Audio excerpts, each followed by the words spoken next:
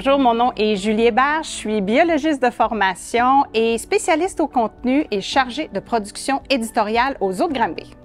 J'ai vraiment commencé comme étudiante à l'âge de 15 ans. J'ai fait plusieurs étés jusqu'à la fin de mes études. Et quand j'ai eu la chance d'obtenir mon poste permanent au zoo, je suis rentrée à l'éducation comme à ce qu'on appelait à l'époque des éducateurs, aujourd'hui des naturalistes interprètes.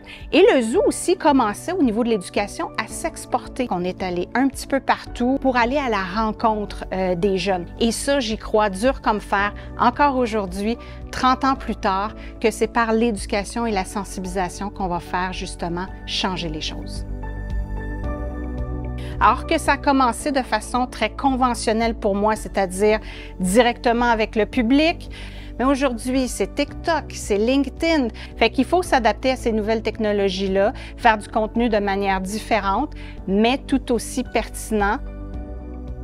Ce sont les tigres. Les grands félins imposent, je te dirais, énormément de respect par leur force. Il y a une forme de respect quand on s'approche d'un animal comme ça.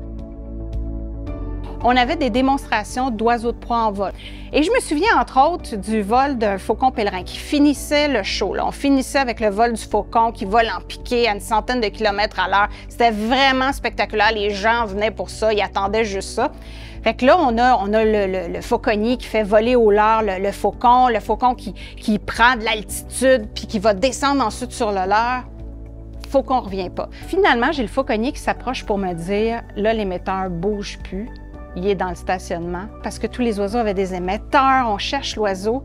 Et finalement, plutôt que d'aller sur un leurre artificiel, avait décidé d'aller sur un goéland. Alors, il a attrapé un goéland en plein vol. Il était au sol en train de tranquillement manger son goéland.